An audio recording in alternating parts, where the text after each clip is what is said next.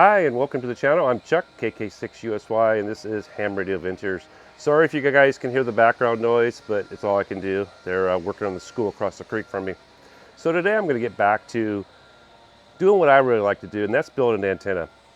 And today's antenna is going to be a 3-element Moxon. Most Moxons are only 2 elements, but they do lend themselves, to be able to be built into a 3-element version versus like a hex beam, which it would be really hard to do that with a hex beam. Today's antenna we're going to build is going to be for 10 meters. 10 meter band right now is going to be one of your really good bands for doing some DX at certain times of the day. Now, when I was in Arizona at Corpse Fest, I was able, with my hex beam and Hayden's hex beam from Australia, that's Hayden Ham Radio DX, check his channel out if you haven't seen it, we were able to make contact hex beam to hex beam. Now, this 3-element Moxon will have more gain than the hex beam, being its 3 elements. And it's, to tell you the truth, a 3-element Moxon is not far off of a full-size 10-meter Yagi. It's like within 1 dB, 1.5 or something like that. So for the space savings, now it is about the same length, I think, front to back, but way narrower. And this, instead of being a rectangle on this one, I think it's going to be more of a square design when we get finished, because we're stretching out the short part and making it more square. I think it's going to be a pretty good build. I did get the plans off of a ham, and I'll have to list him later. I don't remember the call, if I can find the site again. And he did some testing. He actually stacked his, which gets you like about 3 more dB usually when you stack 2 antennas on top of each other, or however he stuck. Sometimes it's side by side, but depending on what type of setup you're doing. What I'm going to try to do is, I may break this into a couple of videos. I'm going to try and go through each step more thoroughly than usual, trying to show you each step of how I build it, or my own way of building it. You may have a different way of building, and that's fine. If you have something, post it in the comments if you have better ideas or something. But yeah, I'm going to show you how I'm going to do it. Now, when you read about Moxons, the spacing between the 2 elements, or 3 elements in this case, is like one of the more important measurements that you have to make. I'm going to use, it's actually some really heavy duty, I think it's like 500-pound test fishing line. And the reason I'm going to do that, I'm trying to keep this thing light so it doesn't weigh down the elements. And I'm going to show you how I get those to get them exact on length. Because like I said, that is supposedly the most important part of the Moxon build. You still have to get your elements the right length and everything too. I did find some, in his measurements, he did a bare wire, which he did in millimeters, I think, or centimeters. And then he also did an insulated wire, which is what I'm going to use. And in the insulated one, they were different measurements. So I went with his, because I think he converted that, I went with the measurements he used for his centimeters, because he was over in Europe someplace. So I don't know if this is right or not, so I kind of don't want to give out measurements right away until I see how this thing works. Like I said, I'm going to go through all the steps, show you how I do it, and we'll see if this thing works. So first of all, let's go in and check out all the parts that we're going to use for the build, or at least most of the parts that I have ready. I still need to pick up a few things, but I have most of the parts already. Now, what I'm going to do is I'm going to build the whole wire section first. I'm going to lay it out on the ground and get some measurements. That way, I've got a little twist in this thing. You guys will see it later, and probably in the second video, of how this is really going to work. But I'll show you the parts today, and we'll get with it. So let's go inside the shack, and let's see what the parts look like. All right, so let's get started on the parts we're going to use. Now, this is a ferrule. So it's for taking we're going to put one of these inside, and basically it crushes it. And this is usually used for doing the ends of wires, where you're going to put it into a electrical connection so that the wires don't get frayed. But it works really good for a crimper also, for crimping down on things. All right. And then I've got these. I'll put the link to these because it's a certain size that seems to work fine for what I'm doing here. Down in I'll put a link to that down in the description for you guys, just so you can, if you're interested. And I'll actually put a link to this tool also, okay, where I got the tool. It's all off of Amazon. what I'm going to use those for is this. Now this is, let's just see what it says here. This is 9 kilometer DWLIFE braided survival outdoor. It's basically fishing line pretty much, I think. It's a braided yellow Kevlar.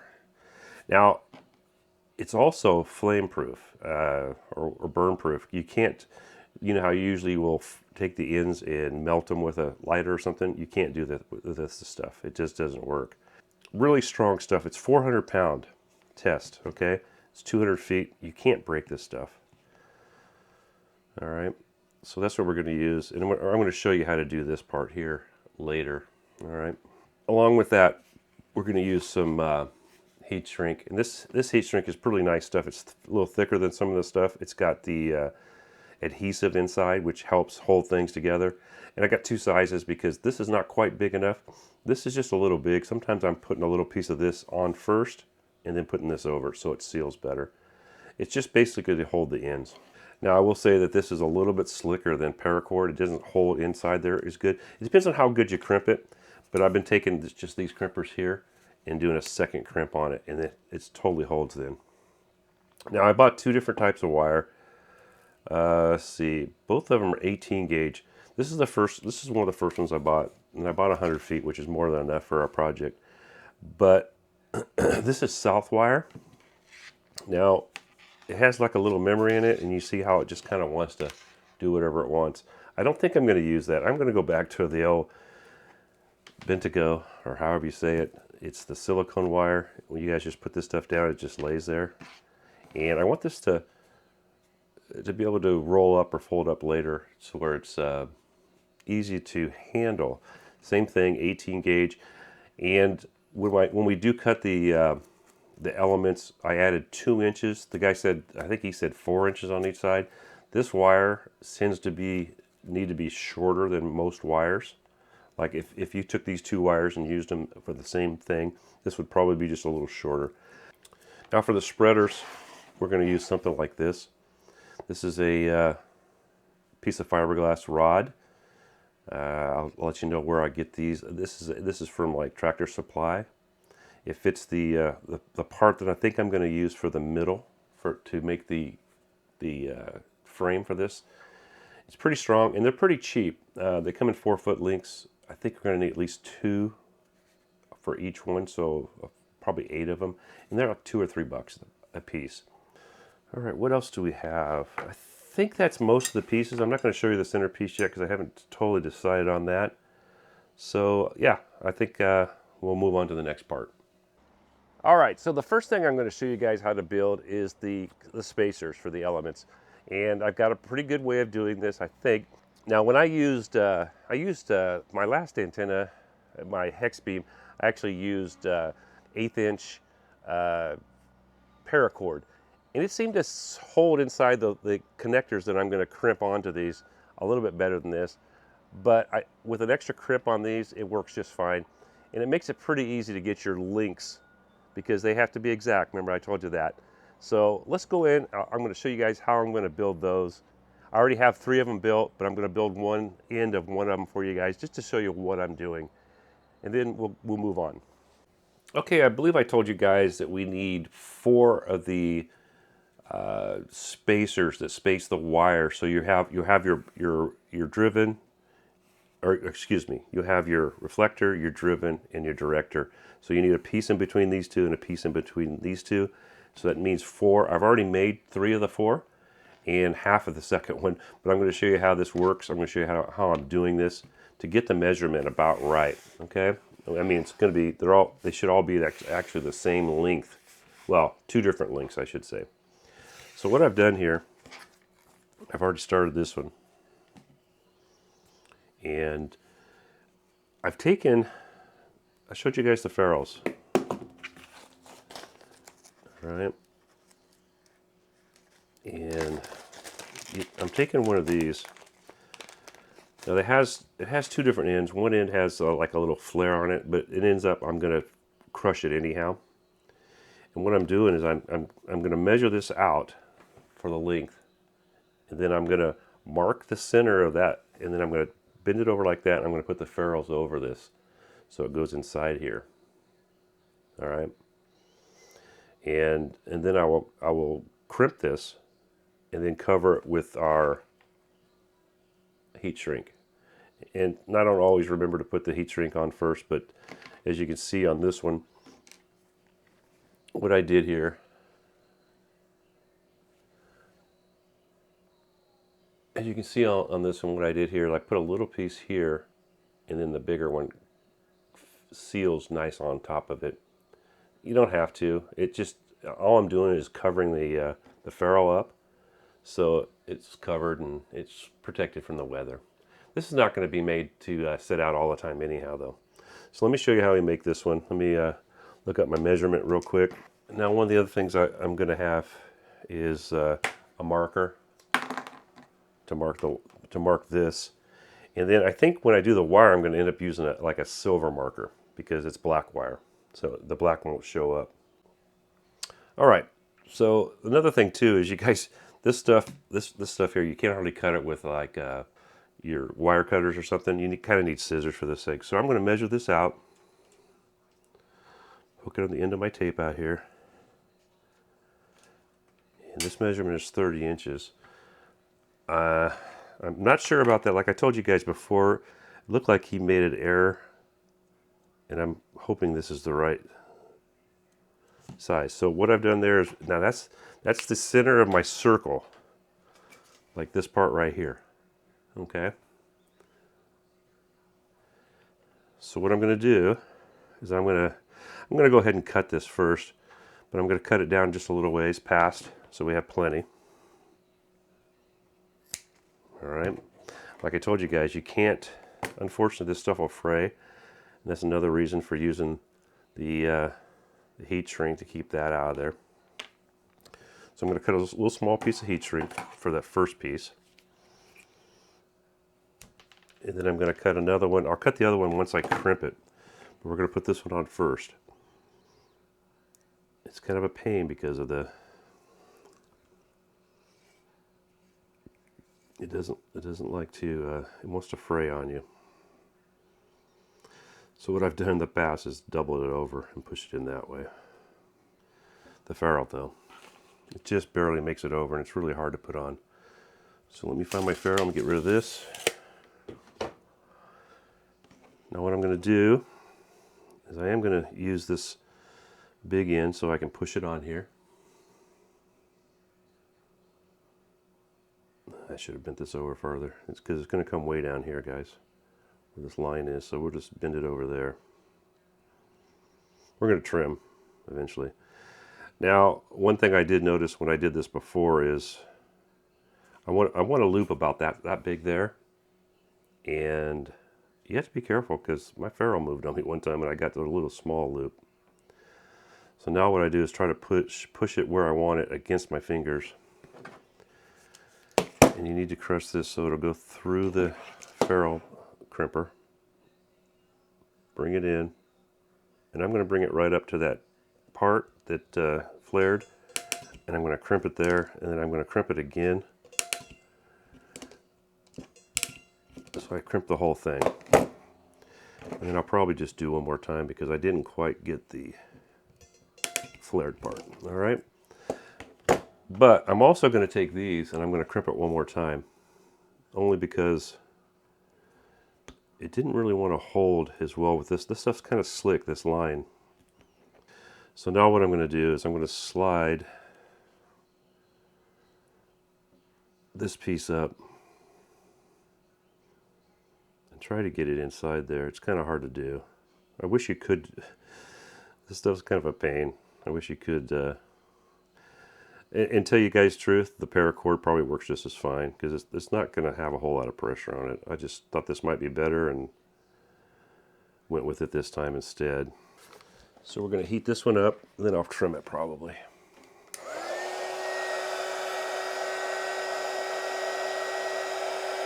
If you heat it up really good and hot, it gets that glue going.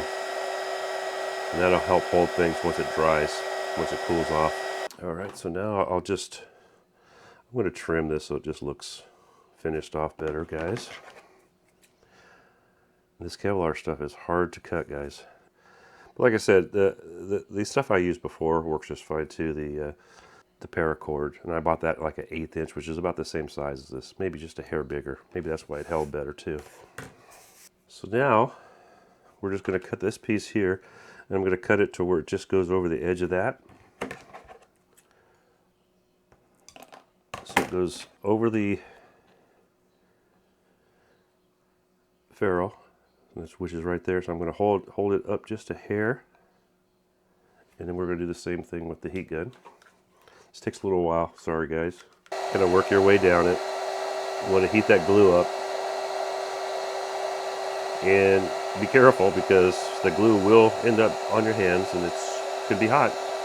Don't burn yourself, guys. You can see it. I don't know if you guys can see it or not, but it's kind of glistening there.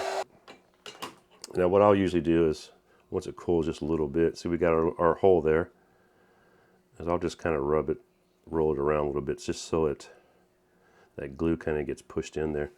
So now we have, let me put this away, back in the box. We're done with that. It didn't take very much of this stuff, guys. If you have anything else that's close to it, just use it. You don't have to buy anything extra. I will put it in the link also. So now I have 2 this length and 2 this length. Okay, so the next part we're going to build is the elements, the actual wire elements. And there is a total of 3, but it ends up being 4 because the driven unit is 2 pieces. Now the width is the same on all 3. It's the side lobes where they bend in that is different. And we'll go through all of that. Hopefully what I've got designed up so far is going to work. We're going to hook those, as we build them, we're going to hook those to our spacers that we already built. I haven't done this except in my mind, and sometimes that's not the greatest. But let's check it out and see if we can get this thing built. And then, like I said, we're going to lay it down on the ground, stretch it out nice and square or rectangular, whatever it ends up being, and get some measurements for our last section of the build, which will be the spreaders. Okay, so this is my reflector. So I'm going to measure 2 inches. I'm just going to go ahead and do the 2 inches that I added and fold it over. So what I'm going to do is just going to mark 2 inches. I'm going to pull this, and I'm going to pull that over like that. So this would be one of our shorter element spacers. It's the back one. So what I'm going to do is push it through like that, and then I'm just going to take a couple of wire ties. And I bought these, you guys, for doing projects, these little small wire ties like this. I'll put a link of these also if I can find it. They work perfect for doing projects, and and they don't cost hardly anything. You get like 1,000 of them. We're just going to pull 2 of those, I think, on. So I've got my bend there. I'm going to go ahead and press this down, and then I'll do another one towards the end. I'll leave a little space, so if I have to pull it back the other way, I still can. I do believe I'm going to be long. Yeah, I'm going to shoot for somewhere in the 28, 4, 5, something like that.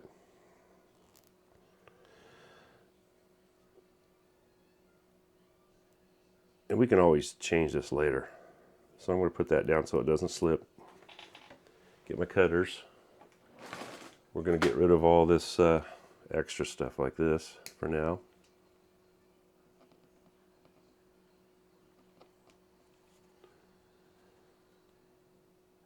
All right, these flush cutters are something else that are great, guys. So I can put those in there for you too if you don't have any of those.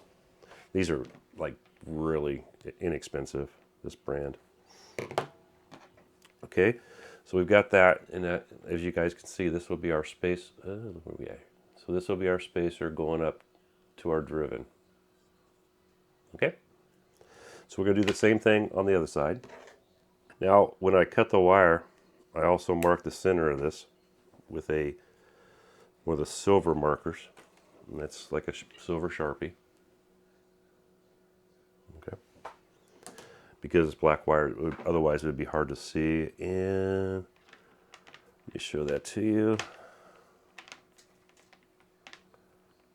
And that is right there. Okay. I don't know if you guys can see that or not.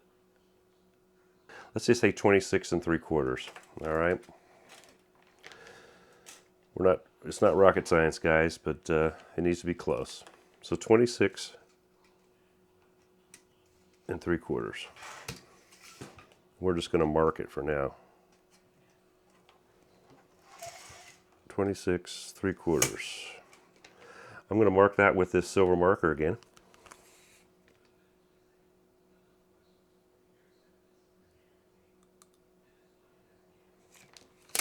All right, and then we're going to do the same thing on the other end. So I think what I'm going to do here, let me get rid of this. I think we're going to take 2 of these. So first of all, I'm just going to put this one on. I'm not going to tighten it yet. And then I'm going to slip a second one in the other direction here. And we're just going to tighten it just a little ways, just to give us something to pull on later. All right. So now this is going to be the point here. So now I'm going to take this. Hopefully you guys, this is coming out. It's kind of hard to do, but I'm going to pull this down. Let me pull this tighter. Okay, so now I'm going to put it right on top of our mark. Pull it down. Okay, just a little off there. And then I'm going to pull this around like this. All right, I'm going to pull that nice and tight. And we're going to trim that again. I'm going to do that on both ends. And for now, I'm just going to trim this short. Okay, so I did the same thing again. We're going to, these are the ends of the first ones, of the first spacers that we did. This is the other end, and this is going to be the driven unit. Now, I left the driven unit one piece for now, and the reason I did that is it'll keep everything kind of together, and then eventually I'll have my separator where I separate it into 2 pieces, and then I'll know how much to cut off. All right, I've already got one drawn up on Tinkercad that I used before. So what we're going to do here again, measure 2 inches like we did before. We're going to bend it over right there. Get rid of our tape measure. Don't need it. We're going to stick it through here again. We have to do all this at the same time. And then again, we're going to loop it just like we did last time.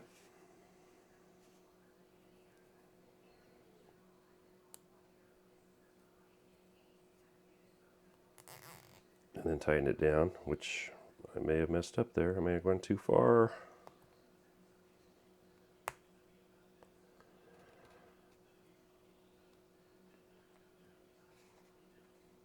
It slipped on me, guys. It's up, saved it. Okay, so I left enough there so there's a loop. See that? You can see the loop there, right? I'll probably pull it down just a little farther, and pull that nice and tight. We'll clip it off. I already did the other side, same way. So now we have to measure the bend. Now this bend comes back. It bends back like. See, this is our two elements. This is our driven here, and this is our reflector. The reflector goes this way, and the bend on the driven goes back towards it. Okay. Now when we do the front one, see we add one more up here. So here's our third one. Hopefully, here we go. We get everything in there kind of. This one's going to bend back towards the driven. Okay. I'll show you a drawing later probably. All right. So now we have to make our bend. And our bend on this one is 24.41 inches, 24.4 inches. So we're going to, so that's almost 24 and a half. So we'll do 24, oops. I'll have to draw this out farther. Get a lot of wire up here, guys. So there's our 24 inches. Gotta make sure I got where I was here. Gets kind of confusing, guys. So this is going to be our wire here. I'm going to pull it down to the end of my tape, We're going to go 24.4. We're just going to go 3/8. 24 and 3/8. That should be close enough. We're going to mark that.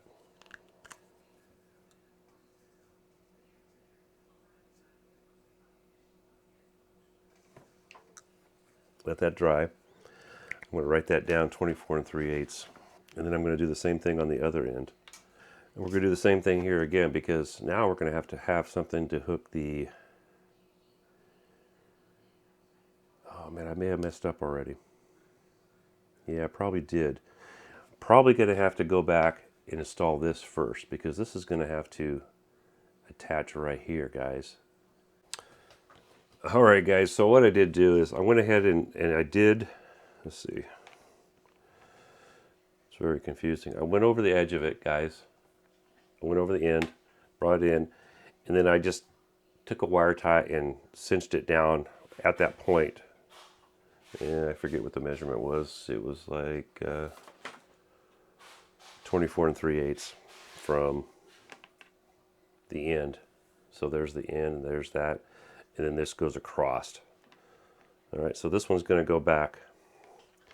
So I'm going to do one more. I'll probably just have it done, and then we'll lay this thing out on the ground and show you what it looks like.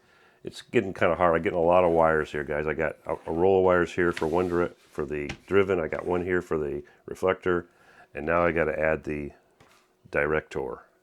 All right, let me cut that, and I will add it, and I'll probably just show you how I finish it off. That one will be easy. All right, guys, this is going to be hard to see, but I'll use this as a pointer. But here's the edge. It goes across. This is the reflector. It goes all the way across. I didn't really have enough room for everything here. Then we move up here. This is the director. It goes across. I haven't cut it yet. So there's the center. It looks like all my centers are good. Comes all the way over to here. And then this is our spacer for the director. And then here's the director going across here. Okay. All right. Remember I told you guys this thing was... Hang on a second. Let me turn this camera around. Okay, guys. You remember I told you that I thought this thing was going to come out pretty square, and it is 12 foot by 12 foot, give or take an inch or so. I have to admit, it's bigger than I thought it was going to be. So this project's going to be a little bit harder, I think, on the arms that hold it up, but I think we'll be good. I'll do some measurements, and I think I'm going to end the video today right here, because the next part's going to probably take about this long too. So if you like this video, go ahead and hit that like, and if you're new here, hit the subscribe button, hit the bell, hit all. That way you get all my future videos. It really helps when you guys hit those likes and subscribe. So I'm Chuck, KK6USY, for Ham Radio Adventures. 73 all be safe. And I hope to catch you guys on the airwaves, and maybe it'll be on 10 meter. Later all.